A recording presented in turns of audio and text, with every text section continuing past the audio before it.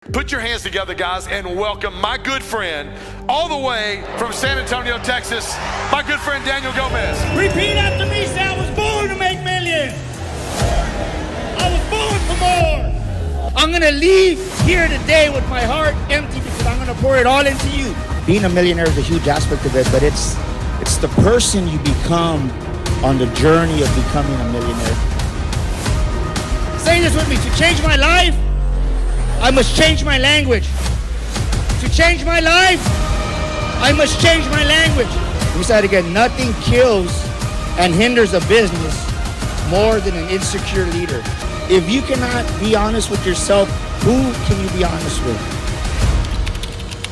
If you don't like where your life is at right now, what do you need to change? Ask yourself this morning. Think about that. What do you need to change? My success depends on me. When my wife was diagnosed with breast cancer, as I share in the book, that I had to resign from my position to take care of my wife. What do I need to do right now to get my family where it needs to be? What do I need to do right now for my wife, for her to live? I literally was so frustrated one day, Isaac, that I went downstairs. I was so angry. I was crying from just frustration, right? Because you're trying to figure out the new you. How did you figure it out? We were very fortunate enough, and I think that's an interesting story if you would like to share. We were very fortunate enough to see your wife at the conference. I never forget, she had just come back from radiation treatment, and she was in a lot of pain going through her treatments. And one day she was waking up the next day after coming back from treatment. The alarm goes off. It was like 4:30. And I was like, where are you going? She goes, I'm going to go work out. I said, just lay down. She goes, no, I'm going to go work out. I'm going to push myself to work out. And I'll never forget, she went to this fitness group that she belongs to. And at 5 o'clock, she was there. She left the house, got ready. And this is what I said to myself. And I think many men need to hear this. And many women need to hear this.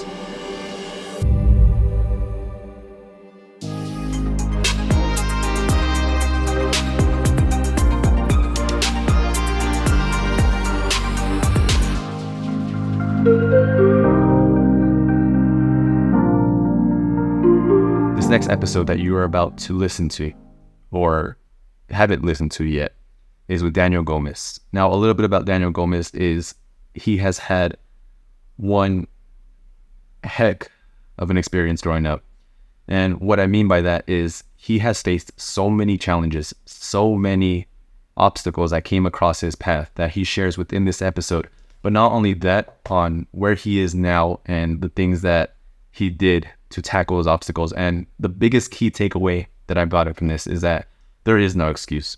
There is no excuse to not being able to do something or to reach the dreams that you have. And one thing that I will tell you is that at the end of this episode, Daniel offers something to you guys, as an incentive to take action into what you want to do.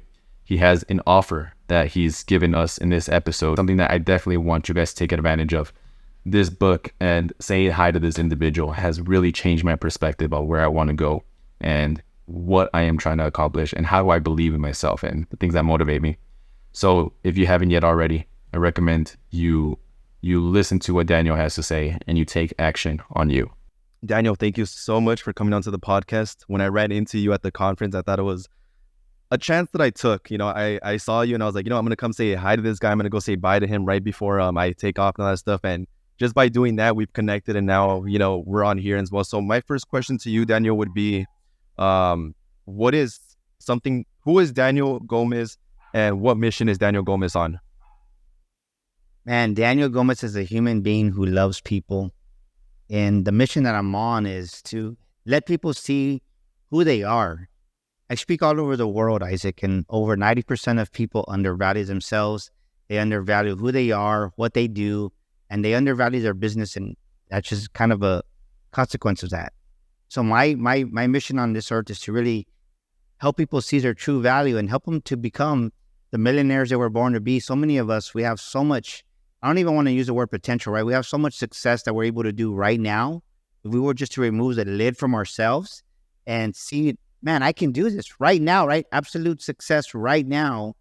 So that's what I'm about. I'm about loving people, helping them grow their lives, grow their businesses.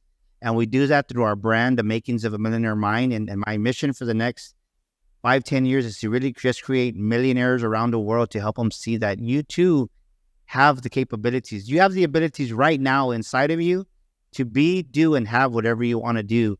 Daniel, if you can take us back to a little bit about your background and where you first got started in your venture and what led you up to starting all this, the mission that you're on for inspiring people to think of that, having that millionaire mindset. What was your background like when you were growing up? Well, Isaac, I didn't have a silver spoon in my mouth. I didn't have the luxuries that we have now. I grew up from nothing, and I don't say that in a mean way, Isaac, because my parents did do their best, but we grew up eating cereal with water. We grew up, Isaac, going to the store, and I remember my mom, we would put just merchandise in the carton, right? We would have this little cart that we would push to do Shoppers World, and I remember I would always wanted to say, all right, let's take it home. And I thought, we're putting it in the basket. We're putting it in the cart. Like, Mom, why can't we take it home? She goes, no, we're going to put it on layaway. And it broke my heart because as a kid, right, I remember being 5, 6, 7 years old. We would go to the store all the time. It was a department store / grocery store called Shoppers World. And it was a routine. And we were conditioned to know that if you really wanted something, you had to wait because we couldn't afford to buy it right now. And we were never told we can't afford that. We can buy this. It was always, wait, we can't buy it. We'll put it in layaway. And I kind of dislike that word layaway now. Now you don't see layaway so much as used to when I was younger, but it was just like, why can't I have it right now? And we never had that opportunity. We never had that capability because my parents, all they knew is what they knew. So to say that I grew up from a place that we had prominence, we had stature, no, like we were broke, we were on food stamps, and my parents did do the best they could, right? They did what they knew they could do. And I'm not knocking that, but I'm here to tell the world that there's nothing that you can't do, whether you're Hispanic, Latino, Cubano, Puerto Rican, whatever you are, con Dios todo es posible, right? You can do it, but you just got to believe it for yourself. And I know what it's like when you want something and you can't have it, or just even lying about food. I'll never forget this, Isaac. There was one day after football practice, I was in 7th grade, and this one gentleman, Robert Hernandez, I remember we left the field house. We just had practice. It was a Friday. And they were like, yeah, we're going to go to this burger place and have this burger. And man, aren't those burgers so good? And I lied about food, man. I lied about food. I'm like, yeah, they're so good, right? And the truth of the matter is I had never been to Fuddruckers, but I didn't want to feel left out. I think like so many people, they don't want to feel left out. They don't want to feel that sense of not belonging to something. I said, yeah. I said, man, what type of a human being am I that I lied about food? And I was a kid, right? I was probably 12 years old when this happened. And I said, never again am I going to lie about food again, because I'm going to make something of my life. And even though I didn't know how, I remember as I was walking across the field, going to our house, I would walk about 2 miles home, and I felt this little, man. I felt this little because I lied about how good the burgers were, when the reality was I've never had that burger before. And I think so many of us, we tell these little white lies when we're younger or when we feel left out. We tell these little white lies that then become bigger lies because we want to belong. And then you're trying to impress people, right? Think about this. You're trying to impress people that are lying themselves. Think about that. You're telling a white little lie because you want to fit in. And many people out there, they fabricate the lives they have. And it breaks my heart because I go to speak all over the world. I met you at the Moment Conference with our great friend, Ruben Alvarez, right? And you see people on social media, you see people on Instagram, you see people on Facebook, and they put this picture that everything's perfect, and it's not. And even for myself, man, me and my wife got into a big disagreement Monday and Tuesday because there's things you got to pan out. And to go to a higher level, you got to work on that foundation. And many people, they want you to think that it's perfect. It's not perfect, right? You got to communicate with your wife. You got to communicate with your children. You got to communicate with your team, with your employees. And many people, they don't want to communicate. They take the path of least resistance, and it doesn't work that way.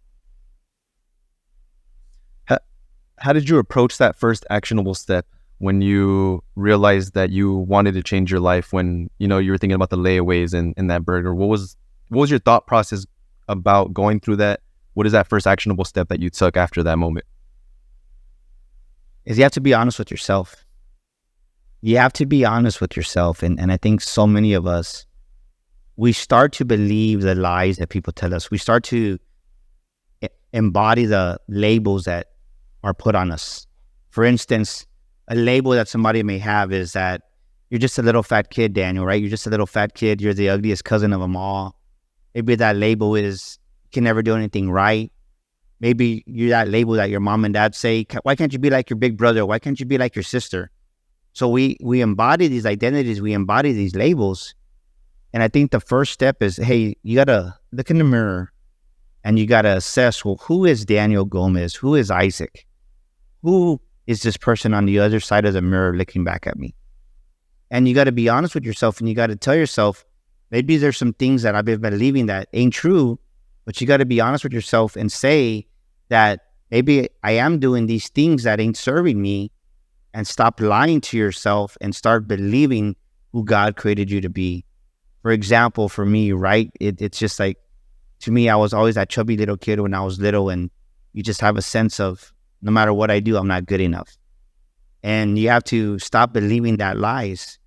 So, A, look in the mirror, be honest with who you see in the mirror, and then there comes a point where you're going to have to turn your back on the old you. Let me say it again. You're going to have to turn the back on the old you. And when you turn the back on the old you, it's going to hurt, because when you start walking away from the old you and you start walking towards your future self, you're going to have to let go of some environments that you're used to hanging out at.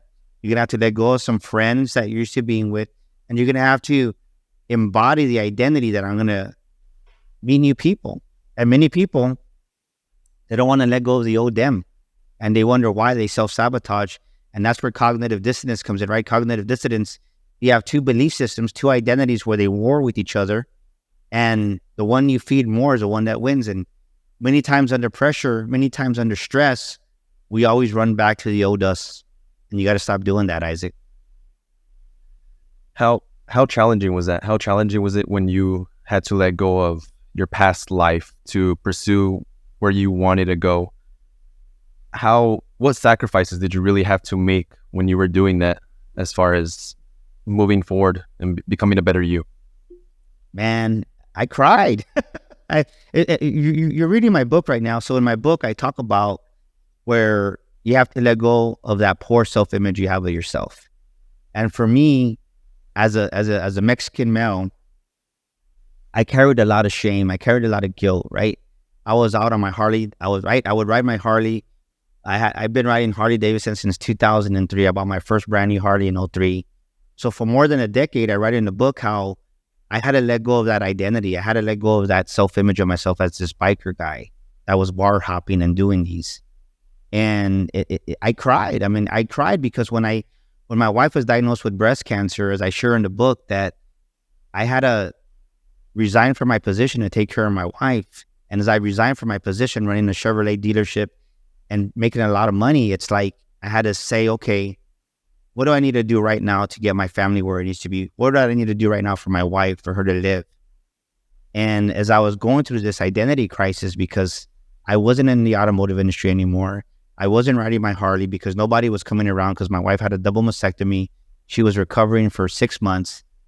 And I made a decision, like I wrote in the book, that I had to throw away all my, I mean, you're talking about probably over $1,000 worth of clothes, maybe closer to 2,000 of black t-shirts, nice dress shirts. Some of them were my old biker boots, right? And I just threw them away.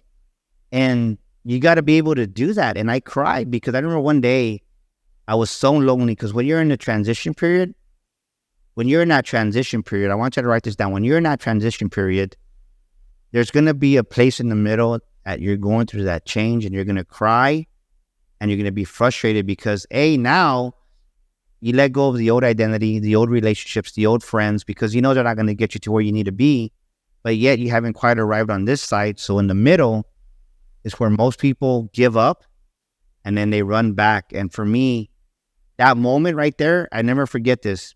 I literally was so frustrated one day, Isaac, and I went downstairs. I was so angry. I was crying from just frustration, right? Because you're trying to figure out the new you. You never have it all together. I don't care who you are. There's never a place where you're not going to need God, because you're going to need God. And I was so mad at God that day that I went downstairs and I just wanted to punch something or hit something. And I just kicked the crap out of my recycle bin. Like I literally broke it into pieces because I was just so frustrated, because I just couldn't get to where I wanted to be because I didn't know how to get there. But what I didn't realize at that moment, it was more than that. It was deeper. It's that the old Daniel was dying. The old Daniel didn't want to give up. The old Daniel didn't want to give in. And he was putting up a fight. And sometimes that old you, right? Maybe you're a waiter. Maybe you're a waitress. Maybe you come from a landscape company or whatever that old identity is for you. Maybe you're a cholo. Maybe you're a lowrider. Whatever it is, it hurts to let go of those people because you were a part of them for so many years. And I had to let go of that group of friends that I knew were going to take me where God was taking me. And the mistake that we make is we think we can take everybody with us to our future life. We can take everybody with us where we're going. And the truth is, God's saying, no, not everybody's going to be able to go where you're going, Daniel. And I think that's a huge mistake that a lot of young entrepreneurs make, a lot of small business owners, that they think they can bring the whole raza with them, everybody with them. And you can't, because it's not meant to be that way. That's not the way God wrote the story. And God writes the story, and we think that we have a better say-so how we want our story to be lived out. And it says, nope, God says it doesn't work that way. How did you figure it out? We were very fortunate enough, and I think that's an interesting story if you would like to share. We were very fortunate enough to see your wife at the conference and talk about the battle that you guys faced together. What was going on through your wife's perspective of that moment? What was going on through your family's perspective of that moment? And how did you overcome all that? You asked my wife now, she thought I was crazy. She thought I lost it. And I don't say that jokingly, but now she'll tell me, she goes, Daniel, I thought you lost your mind. Because sometimes when you have a vision in your heart, you have a dream in your heart that God's given, it's not going to make sense. And I love my wife. I've been with her. We've been married over 25 years now. She just went along with it because she supported me, right? You got to imagine, I started my business. She was going through her breast cancer journey, 8 major surgeries. Both of these journeys started side by side simultaneously. And I share that with you because nothing breaks my heart when people make so many freaking excuses, right? If whoever's listening to this and watching this, stop making excuses for yourself. Stop giving yourselves these alibis. Stop giving yourself a way out of not taking responsibility for your actions. There's never a perfect time. There's never a perfect moment. There's never a perfect situation where you're going to be able to start the life, the dream that God gave you. My wife had a double mastectomy. My son had just started school at Texas State University. We had just paid $20,000 and all this stuff was coming at us, and I was starting my business. Many people take the coward's way out, and I'll say the coward's way out because that's what they do. They let fear, right? Instead of being brave and bold, they take the coward's way out and they'll pull their kid out of school, or we can't afford it, mijo. No, like, man up. Go out there and be a man and support your wife, support your family, support your kids. And that's what I did. I went out there and I didn't know what I was doing, but I knew with God's grace I could do it. And the fact that my wife was supporting me and believing in me, even though she thought I lost my mind, she saw that I was making an effort. She saw that I was changing. She saw that I was throwing my old clothes away.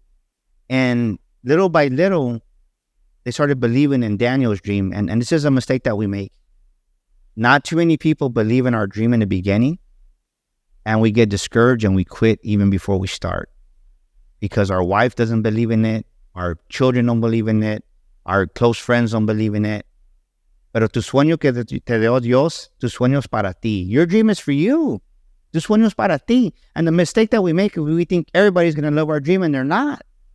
So the fact that my wife started believing in what we were doing, and that just reassured me that, okay, maybe I'm on the right path.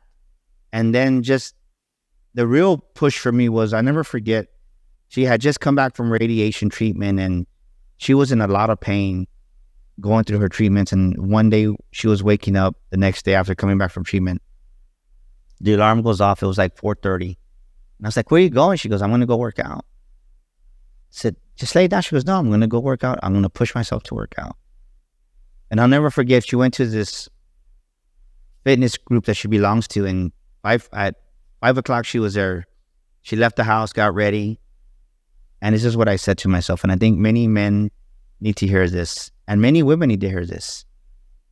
I said, what excuse do I have as a man that if my wife is going through her breast cancer journey, coming back from radiation the day before, not feeling like doing anything, but she's still showing up to work out.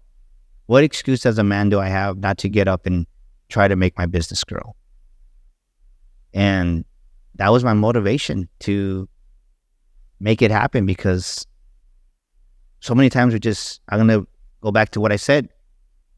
We find a small excuse, and think if you take the small excuse and you put it right here by the camera, it becomes bigger. And we make so many small things bigger than what they really are, Isaac. And I think for me, it was just really having the support of my wife, and that's all I really needed. So the fact that she started buying into the dream that God gave us, and now 5.5 years later, I spoke on the stage, shared the stage with Les Brown. You were there in the moment with Andy Elliott and John Maxwell. But this is the thing. I belong there. I belong with the elite. I hold my own against them. I said, you know what? I'm going to El Paso. They don't know who Daniel Gomez is. They know who Andy Elliott is, but I'll tell you what, they think they're going to go see Andy, but they're going to remember Daniel Gomez Inspires. And that's exactly what happened. And that's how I met you. So you got to have the confidence in your abilities. You got to have the confidence that God's behind you. And even though it doesn't look the way you think it's going to look, we don't give up on yourself. And like for me, I was fortunate enough to have my wife's support. I'm just getting started right now. I can't wait to see what God's going to do by next year, within 3 years. I mean, my goal was right here. Look, I'm going to show you my dream. For all the Mexicanos out there, right? If you read that sign right there, it says #1 motivational speaker in the world. And I don't say that arrogantly. I share my dream because that's going to come to fruition.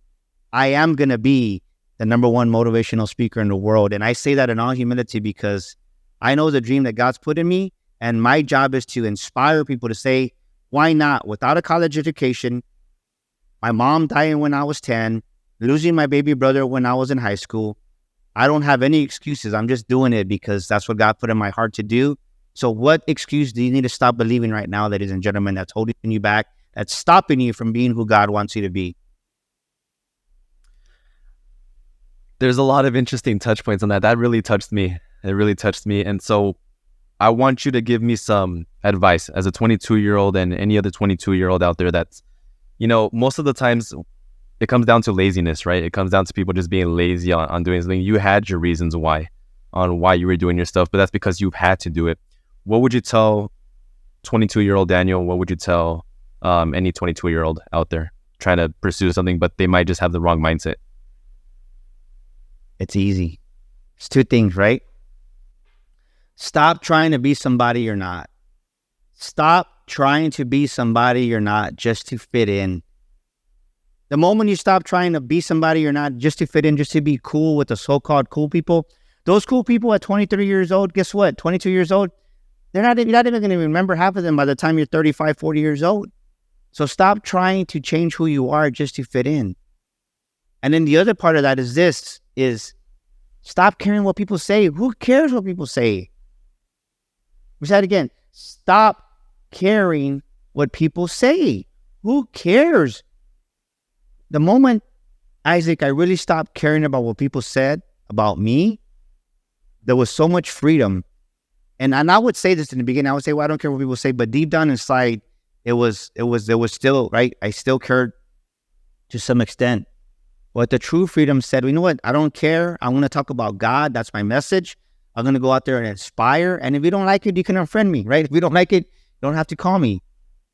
But when you're true to yourself, then you start attracting the right people that are meant to be in your life. You start attracting the right audience to your podcast. You start attracting the right people that are meant to be in your life, like yourself. Like, obviously, something I said on stage attracted Isaac to me, and I could have tried to be somebody I wasn't, but you wouldn't have resonated with that.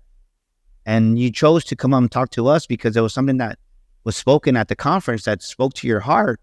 And when you're you attract the right audience, you attract the right people. So stop trying to change who you are just to fit in. Just be you. And then the second thing is, stop caring about what people say. Stop caring about what people say, Isaac. What is the difference between a broke mindset and a rich mindset? And I know you talk a lot about that in the book and in the course. How do you differentiate the two? And I think it's mostly like of a psychological aspect of how people are growing up and their form of thinking. A lot of people stay set to a salary. A lot of people stay set to their ancestors and their grandparents and their parents and how they live their life and they set their life that way. How do you differentiate a broke mindset and a rich mindset? I think for me, as I was growing up, we were broke, right? Like I said before, I came from nothing, and wasn't handed a scholarship, nobody gave me a car, nobody gave me anything, because that was the language that we had. And you don't realize how much the words that we speak on a daily basis, the words that we say to each other, the words that are spoken in our home, in our environment, it's a broke mindset. Think about this. And I can say this from experience, because as I was getting older, I was growing up. I worked for this one company called Planet Escapes when I was about 19 years old. I got hired straight out of high school. And I was fortunate enough to go into these mansions as I was 19, 20, 21, 22, where we did the San Antonio Spurs, David Robinson's. We would go to his house. We would go to George Strait's house, and we would do their interior landscaping. Just imagine, they have 20, 30-foot ceilings in their homes and huge palm trees. I'm like, this is their living room? Like, what's an atrium? I never even knew what an atrium was until I started working there. Like, people had atriums inside their house, and you start listening to what they talk about. Over here in my home, we're talking about layaway. We're talking about we can't afford that. We're talking about other people, right? You gossip a lot. You complain a lot. That's a broke mindset. But unfortunately, that's just a lot of the Mexican culture that I'm Mexican. A lot of our culture, we gossip, right? We're chismosas, and we complain, and we wonder why we keep going in that same circle over and over, and because we keep ourselves in bondage. Never over here that we talk about, never as a kid did I hear the word millionaire. And now as my grandson, right? My grandson comes around and I give him $1 million bill. And I say, you know what I call my grandson? I say, what's going on, Mr. Millionaire? So I'm already conditioning him to the word millionaire. I'm calling him Mr. Millionaire. I'm calling him Andres, the multimillionaire. So I'm giving him this identity that no one ever gave me. And the language that we have is, we can't afford that.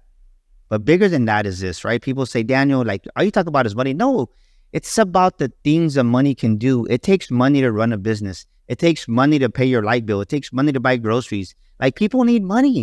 It takes money to pay employees. So you got to get away from that belief system that, oh, money's not important. No, like, money is important. That's a broke mindset right there, that money's not important. You can't go pay your water bill with love. Oh, you know what, Isaac? I appreciate you. What would you do, Isaac, if you work all week where you're working right now, and the owner comes up to you and says, man, I appreciate you, Isaac, but today I can't pay you with money. I'm going to pay you with love. What would you say to that, Isaac? I mean, at the end of the day, you have bills, right? You have things that you've got to pay. And so think about that, right? I mean, you would probably say, like, what the heck are you thinking, man? Like, right? You're like, yeah. No. Yeah. And then what if he tells you, you know what, Isaac, money's not important, so I'm going to pay you with hugs for the next month. And then after that, I'm going to pay you with kindness. No, you wouldn't take it. I'm not going to pay you with money. Mm-hmm. I wouldn't take it. I would have to, yeah. You see how dumb we think sometimes, right? How ignorant we are, because we don't know. This is the thing is, when you stop saying things just because everybody else is saying, then you start thinking for yourself. Let me say it again. When you stop saying things just because everybody else is saying it, then you start to think for yourself. You have to start to think of yourself. The broke mind doesn't think for themselves. The broke mind, let me say it again, does not think for themselves. The millionaire mind on this side, we learn how to think for ourselves. We learn how to control our thought processes. We learn how to force ourselves to think a certain way. And does it come overnight? Heck no. I'm still not where I want to be at. My son, Julian, man, he thinks like a multimillionaire already. This kid is 23. He'll make easily about $150,000 this year, straight out of college, because he's my lab rat, right? I mean, I've conditioned him to think like a champion. He thinks like a millionaire. He breathes like a millionaire. He acts like a millionaire, and he's crushing it right now. And I look at him and I'm like, dude, like, what are you doing? Because, right, that old Daniel, there's still some thought process in me that I need to get out of my mind, my thinking who I am. They never go away. Whoever says you're going to clear this, those files are trapped inside your subconscious. But the thing is, my son, he's never had that way of thinking because I grew him up a certain way. He got the best version of his dad, which is me, out of all my kids. And he's just fearless. I'm like, dude, like, he motivates me sometimes. So with the broke mindset, you make excuses, you never commit. But when you have that millionaire mind, you realize money is important. Money helps me help people. And money allows me the opportunities to enjoy these experiences in life that I normally wouldn't other have, and that my family can have, and that allows me to be a blessing to the world around me. What do you think about the traditional route as far as college, going and settling for a job? A lot of the times people say you don't need college, right? You don't need school to be successful, things like that. What is your thought process on that? And then my second question to that is, a lot of times parents don't support their kids. A lot of the times, these kids have a lot of visions and dreams. Locally here, we're having a nonprofit that I'm helping out where they're trying to go to schools and help kids pursue their dreams as far as like if they want to pursue dancing or if they want to pursue entrepreneurship or music, everything like that, right? We've already started seeing that the school systems don't even want to support the student, right? They want to make it all about themselves and, change the structure of it and get rid of the nonprofits to not really help the kids out. What is your aspect or your perspective on the support of a young kid who has dreams and the importance of a parent supporting their kids through that, and then also the traditional system of going to college and things like that? Well, I think it's very important as a parent that you affirm your children. You have to affirm your children, because if you don't, someone else is going to affirm them, and then they're going to turn into somebody that you didn't expect them to be. As a human being, we're conditioned by God to want to belong, right? To love people, to be there. That's all a child wants, whether it's a male or a female, your son or daughter. They just want to be loved. They want to be accepted by mom and dad. And if you're not accepting them, if you're not loving them, if you're not affirming them, they're going to seek that validation. They're going to seek it somewhere else. So I think it's very important that you do that. And as far as for me, I'll never forget the day when I got my acceptance letter to Texas. Right, I was accepted, had a scholarship, not a scholarship, but I got my acceptance letter to Texas, UT Longhorns, and we couldn't afford it. There was no excuse, and I didn't know how to think differently. All I know is, okay, I got accepted to become a Texas Longhorn in Austin, Texas. I couldn't afford it, and my route was just different. Now, full circle, my kids, I'm older. My daughter wants to go to college. Well, yeah, go to college. My son wants to go to college. Well, go to college. But I think the mistake that we make is most parents want to live their lives to their kids. Let me say it again. Many parents want to live the life, their past failures to their kids. And a lot of times we don't realize it, but we push our kids to become and do something that they don't want to do because that's what we want to do. And parents need to stop doing that. My daughter went to school. She wanted to become an interior designer. And was I wanting her to be an interior designer? I was biased, neither or against. I just said, if you want to go to school, go to school. But the beauty about it is having the wealth and the success that we've had, we were able to pay for her school, paid in full. She graduated with no debt in college, no loans, no nothing. My son, he wanted to go to school to become a band teacher. And I was like, a teacher, right? Like a band? Like, why, right? I could have convinced him or told him, right, I'm going to pay for you if you don't become this band teacher. But I had to support his dreams. I had to support his vision. And the mistake that we make so many times is we try to press our kids or force our kids to go in this direction. And you can't do that. I said, son, whatever you want to do it. I'm going to support you. So my son just graduated this past December last year. But this is the beauty. He called me like 6 months before and he said, Dad, I don't think I want to be a teacher anymore. And I said, what are you talking about? He goes, yeah. And he asked me, what do you think? I said, look, dude, it's your life. You're going to be 22 years old already. You need to make this decision yourself. I said, I'm not going to make it for you as a 22-year-old because he was 22 at the time. But he was trying to put it off on me because I guess he felt obligated because I was the one paying for his school and I was his dad out of respect. I said, look, son, I don't care what you do. I'm going to love you. And I said, well, what do you want to do? Well, for the past 4 years, he's been one of the top salesmen at this car wash here in San Antonio called The Wash Tub. And, he started making $3,000, $5,000 over the summer. Last summer in 22, he made $7,000 many times. And he goes, I want to do sales, right? Because my background is sales. I was in the automotive industry for many years. He goes, well, I don't know, Dad, but I know I don't want to be a teacher anymore. And now he started the automotive industry and he loves it. Like he's doing it. But I do think for him, it was good to go to school because he moved away from San Antonio. And I think so many times as parents nowadays, I see this a lot is we do the mistake, right? We either don't affirm them, we push them away and they seek that somewhere else, or we try to live our lives to them. But another mistake that we make is we baby our kids too much. You're that helicopter mom, that helicopter dad. And I was grateful he moved away. He didn't move far away, but he moved like an hour and 10 minutes away from here. And the first semester, the first year, I paid a lot of his things, but towards his sophomore year, he was paying and supporting himself. He's been self-sufficient, so it allowed him to mature and grow. So I do think that college is important. I think it's an experience that if it can be afforded, which it can be if you believe it, kids need to go through that. Young adults need to go through that because it shows you how to mature.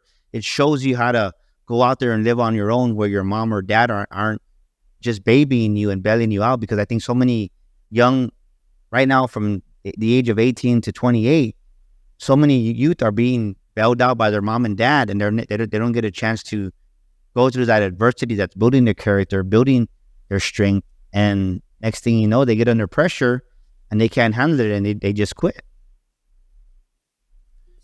I'm gonna ask you this question that I asked you at the conference, but I want you to answer it here. And I think it's a very important question for anybody really starting up is, what did you hope that you knew when you were younger that you know now? And what is the end goal for Daniel Gomez?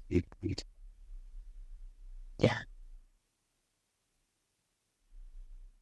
I think for me, I wish I would have known God the way I know him now. If it wasn't for, right, my faith has gotten me to where I'm at. My faith in God.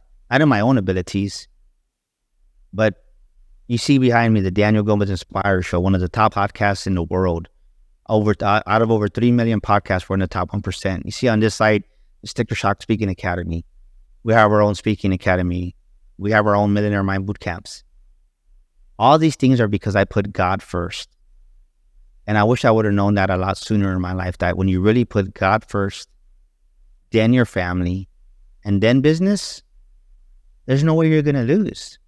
But so many of us, we make the mistake of we put business and our careers first, then maybe family, and then God way down here. And the success isn't there. And maybe you do get a little bit of success, but I'll tell you what, I've coached many people along the way that they have success without God, but there's no peace because the only one that's going to give us peace in life is God. So I would say really just making God the forefront, the CEO of my business from the very get-go. Not just of my business, but making God the CEO of my life a lot sooner. I think that would have been a huge benefit. Because is it easy? No, it's not going to be easy, but knowing that God is there with you every step of the way, that God's walking you through it and holding your hand and guiding you and protecting you, there's no way. I mean, I can't even wait to see what's going to happen towards the end of this year, right? From this day, second and third and fourth quarter, it's going to be amazing. And because it's like, I know that I'm doing the things I need to do that's honoring God, and that the world's going to just explode. And they're going to know who Daniel Gomez Inspires is, not because of what I do, but because of my trust in God and putting him first. And I think more people, more human beings need to do that, Isaac. You use the word intentional a lot throughout your book, throughout your course. Why is that word so important? Because so many people wake up with the hope system. I hope I have a great day today. I hope I can lose weight today. I hope I get a new client today. I hope I can get a raise today. If you're intentional every day on what you're doing, there's no way you're going to lose. When you're intentional, you approach the day with the right focus. When you're intentional, you do things that you're supposed to do. When you're intentional, you do the hard things. When you're intentional, you put the intentions out there. And when you sow those seeds of intention, guess what? Then you're going to reap the right harvest. But so many people wake up and they're not even aware of what's going on around their day. They allow situations and circumstances to control them instead of being intentional and them controlling the situations and the circumstances. This is the truth, right? Part of the Millionaire Mind that we talk about in our book is the fact is, the life you're living right now is a reflection of what's going on inside of you. Let me say it again. Millionaires are aware that what's going on the outside of your life right now in your world is a reflection of what's going on inside here. And many people don't realize that. That's why when I wrote this book, I didn't want to write it. I was like, man, I don't want to get the pushback from people. I don't want to go and be criticized and be called greedy. But God said, no, write the book. And now on Amazon, you can go get your copy. We made it available on Audible, but I didn't want to write it. But we sold thousands and thousands of copies.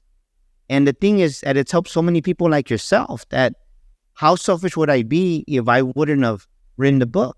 So when I wrote the book, guess what? I had to be intentional because I stopped 3 times writing the book.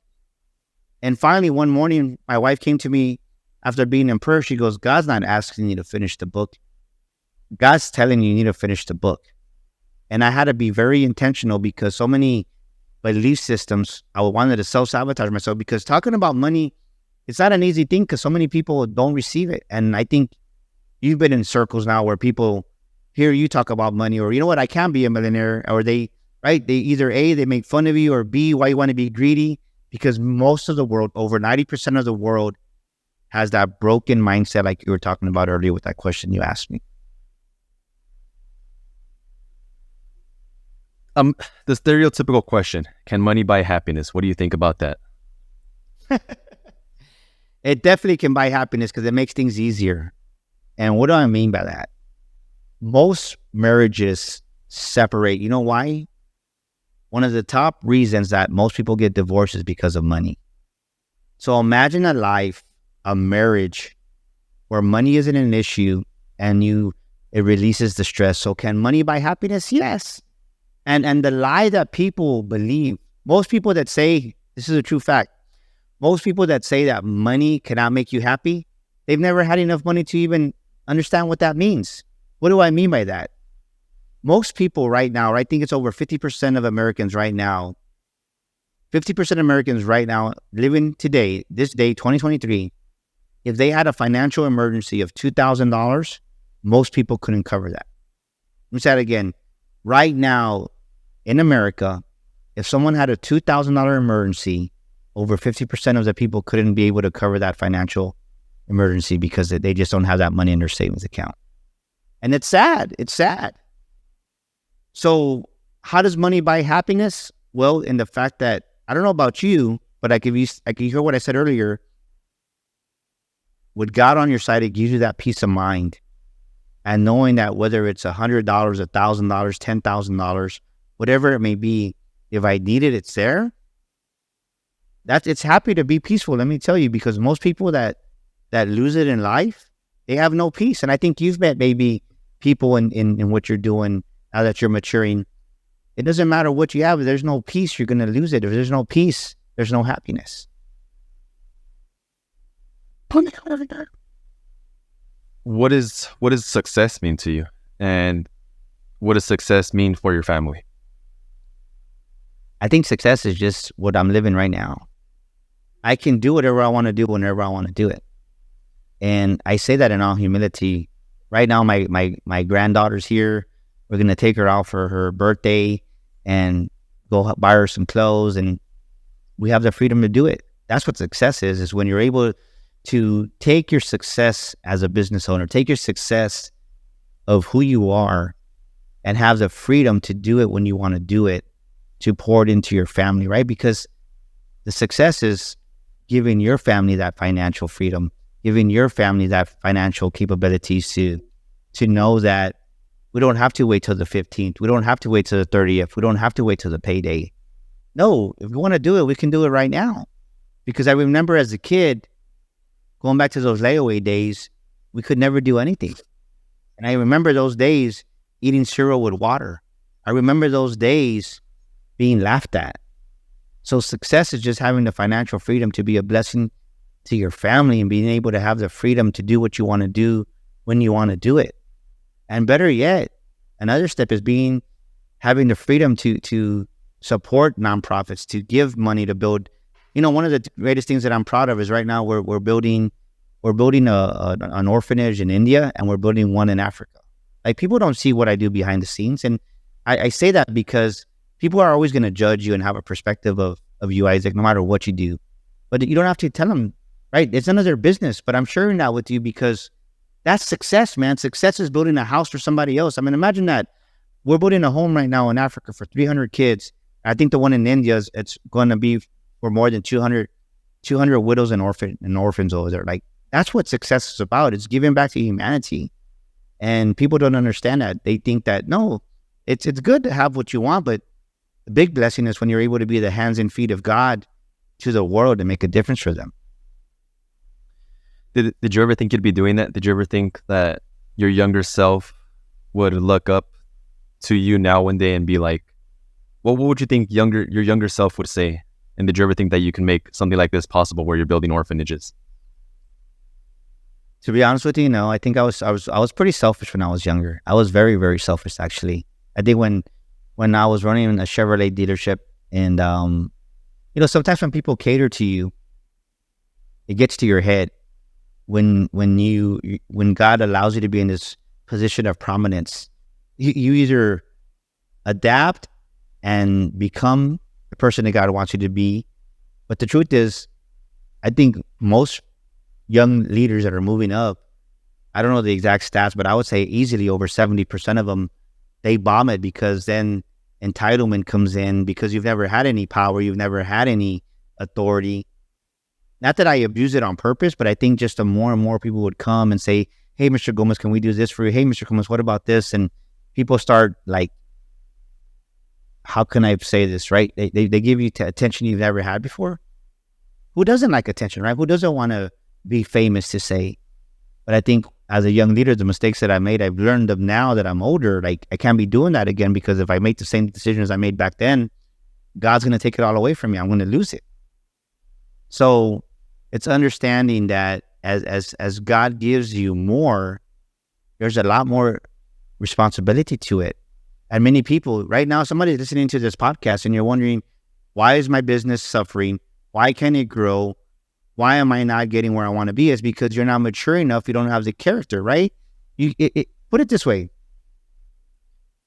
If you're going to have $1 million business, you best be $1 million man or woman. Let me say again, if you're going to have $1 million business, you best be $1 million man or woman.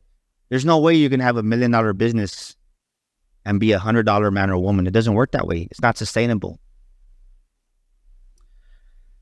To the business owners, to the people listening, the people here, business owners in El Paso that listen, what do you want to leave? What does Daniel Gomez want to leave as, your statement? What is something that you really want to portray through, not just people here in El Paso, not just the business owners, but just anybody listening to this or anybody in the world?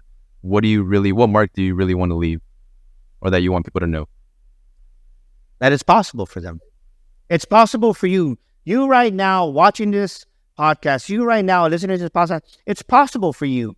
You can have a successful business. You can generate over $1 million in revenue. You can become a multimillionaire. You were born to make millions. You were born to make millions. And the moment you believe it for yourself and you stop caring what anybody says, you stop caring what your tia says, what your tío says, you stop caring about what your ex-boyfriend says, your ex-girlfriend, what anybody says, those people that are jealous of you, it doesn't matter. When you start believing it for yourself and you truly believe it's possible for you, that's what I want you to take away from this podcast, that it's possible for you to be, do, and have anything you want to have. And stop caring about what everybody else says or thinks, because they're not you. So stop worrying about it.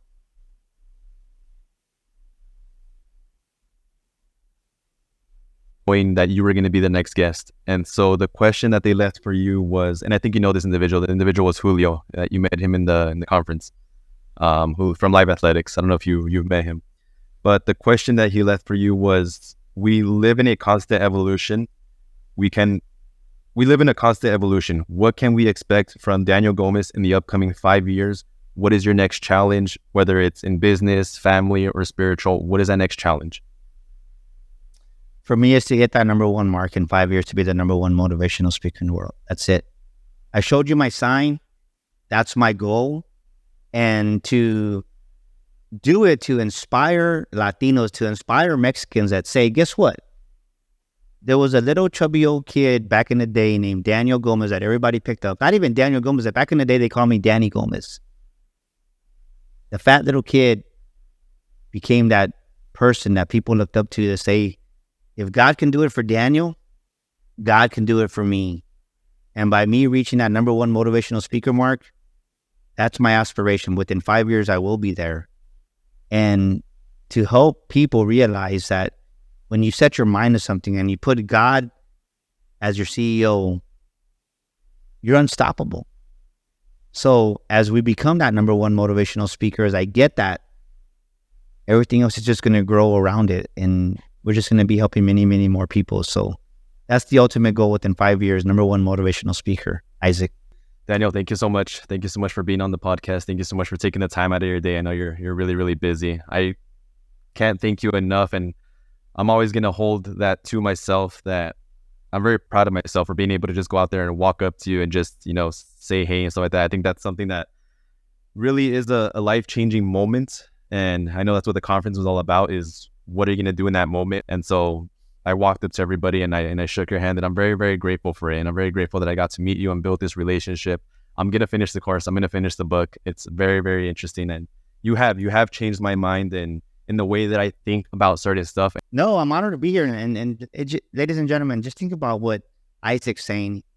He got out of his comfort zone. And I don't care whether it's Daniel Gomez inspires, if you're Grant Cardone, we're all human beings. And the fact, I've seen this over and over, Isaac, to give you credit, so many times we bring in these big speakers to our events here in San Antonio, and no one has a conversation with them. No one talks to them, and we push them, we encourage them. So remember this, at the end of the day, we're all human beings, and have the courage that Isaac had to come up to me, because at the end of the day, when you're really successful at our level, all I want to do is give back. All I want to do is pour back into people, and Isaac can tell you that. But the Word of God says you have not because you ask not. Just ask. And what I want to do for your audience is, right now, ladies and gentlemen, go get a copy of the book right here. If you're in the United States, go to our website, www.themakingsofamillionairemind.com. That's themakingsofamillionairemind.com. Get an autographed copy of the book. I'll personally autograph it for you. And then what I'll do also is, for buying a book, I'll give you a complimentary discovery session with me for 30 minutes. And you can email me at daniel@danielgomezspeaker.com and send me an email out and say, hey, I heard you on Isaac's podcast. I want my complimentary discovery session. And that's going to be my gift from me to you. And Isaac will tell you that I'm sincere about it. And then last, text the word this. Join our millionaire community of 210-942-5059. Text the word millionaire right now. That's millionaire, 210-942-5059. And we're going to send you millionaire quotes, inspirational messages throughout the week, and just really be a blessing to you. And Isaac, man, I want to commend you, and what an honor to be here on your show today. And gracias, El Paso, for making me feel welcomed. I loved it, and I definitely want to go back over there.